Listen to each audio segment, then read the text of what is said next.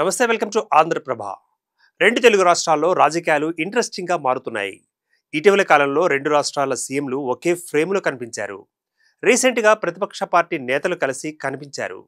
వీళ్ల భేటీలు ప్రాధాన్యతను సంతరించుకోవడంతో పాటు ఆసక్తికరంగా మారుతున్నాయి. ఆ పూర్తి వివరాలేంటో ఈ వీడియోలో చూద్దాం. నార్మల్గా సినిమాల్లోనే కాదు, రాజకీయాల్లోనూ కొన్ని కాంబినేషన్లు చర్చనీయాంశంగా మారుతాయి. అలాంటి కాంబోలు రీసెంట్గా కనిపించేసరికి సర్వత్రా ఆసక్తి నెలకొంది. కొన్ని రోజుల క్రితం హైదరాబాద్లో జరిగిన ఓ ఫంక్షన్లో రెండు తెలుగు రాష్ట్రాల సీఎంలు చంద్రబాబు నాయుడు, రేవంత్ రెడ్డి కలిసి ఒకే ఫ్రేమ్లో కనిపించారు. రీసెంట్గా అధికారం కోల్పోయిన ఇద్దరు నేతలు ఒకే వేదికపై కనిపించడం మరొక విశేషం. నిజానికి ఇద్దరు సీఎంల మధ్య కానీ, రెండు రాష్ట్రాల ప్రతిపక్ష నేతల మధ్య కానీ మంచి సంబంధాలే ఉన్నాయి. హైదరాబాద్లో ఇటీవల జరిగిన రామోజీ ఎక్సలెన్స్ జాతీయ అవార్డుల కార్యక్రమానికి పలువురు రాజకీయ ప్రముఖులు హాజరయ్యారు. రామోజీ గ్రూప్ వ్యవస్థాపకులు రామోజీరావు జయంతిని పురస్కరించుకుని నిర్వహించిన ఈ వేడుకలో AP CM Chandrababu Naidu, Telangana CM Revanth Reddy ఒకే వేదికపై కనిపించారు.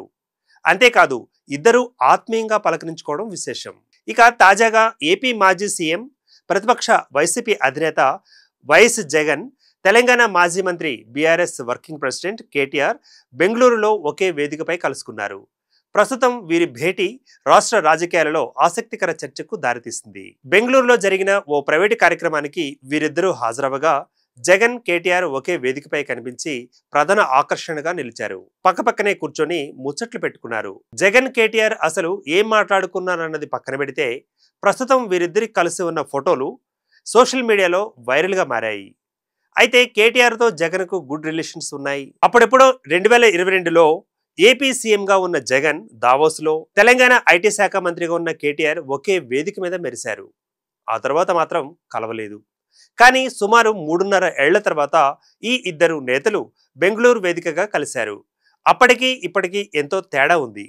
నిన్నటికి నిన్న జగన్ హైదరాబాద్లో కోర్టుకు హాజరైనప్పుడు ఆయన ఫ్యాన్స్ ఫ్లెక్సీలను ఏర్పాటు చేశారు.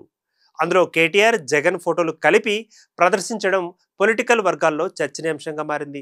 దీనికి కారణం ఫస్ట్ నుంచి బీఆర్ఎస్, వైసీపీ సానుకూలంగా ఉంటాయి అన్నది తెలిసిందే.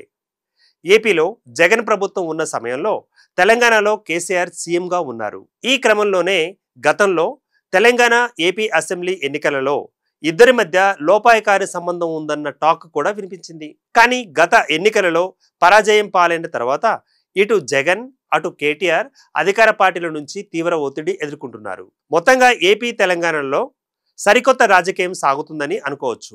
అధికారంలో ఉన్న ఇద్దరు ముఖ్యమంత్రుల మధ్య మంచి సాన్నిహిత్యం ఉంది. అదేవిధంగా ప్రధాన ప్రతిపక్ష పార్టీ అధినేతల మధ్య కూడా అంతకు మించిన సాన్నిహిత్యం ఉంది. ఈ క్రమంలోనే ఏ ఇద్దరు కలిసినా పూనకాలు రావడం ఖాయం. ఇక రెండు తెలుగు రాష్ట్రాలలో 3 ఏళ్ల తర్వాత అసెంబ్లీ ఎన్నికలు రానున్నాయి. ప్రస్తుతం ప్రతిపక్షాలుగా ఉన్న వైఎస్ఆర్సీపీ, బీఆర్ఎస్ ఆ ఎన్నికలలో విజయమే లక్ష్యంగా ముందుకెళ్తున్నాయి. అధికార పక్షాలను ధీటుగా ఎదుర్కొంటూ పార్టీని నడిపిస్తున్నారు.